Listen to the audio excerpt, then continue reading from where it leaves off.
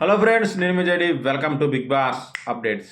91 day third promo వచ్చింది. చాలామంది కామెంట్లు పెడుతూనే ఉన్నారు. ఎందుకంటే నాగార్జున గారు ఎలిమినేషన్లో ఉన్న పృథ్వీ అండ్ విష్ణు ఇద్దరు నిలబడని ప్రోమోలు అన్నారు. కన్ఫెషన్ రూమ్లోకి వెళ్ళారు, బాటిల్స్ ఓపెన్ చేసి అందులో పోశారు. రెడ్ ఎవరు వస్తే వాళ్ళు ఎలిమినేట్ అన్నారు. బట్ ఇద్దరిది రెడ్డే వచ్చింది. ఎస్, ఇక విష్ణుప్రియ అయితే కనీసం దాని వంక చూసే ధైర్యం కూడా చేయలేదు. ఇట్లా పైకి ఎత్తేసి ఇట్లా ఇట్లా ఇట్లా పోస్తూ ఉంది, ఎక్కడ ఎలిమినేట్ అయిపోతా అని. కానీ నాగార్జున గారు బోత్ ఆర్ ఎలిమినేటెడ్ అన్నారు. ఇద్దరిది రెడ్డే వచ్చింది. మరి ఇందులో నిజమెంత? బట్ ఇద్దరు అయితే ఖచ్చితంగా ఎలిమినేటెడ్ కాదు. టెన్షన్ పడాల్సిన అవసరం లేదు. ఎందుకంటే అక్కడ ట్విస్ట్ ఉంటుంది. ఆఫ్టర్ దట్ ఇంకా ఏదో కన్వర్జేషన్ ఉండి ఓన్లీ పృథ్వీ శెట్టి ఒక్కడు మాత్రమే ఎలిమినేటెడ్ అనే ఇన్ఫర్మేషన్ మనకుంది.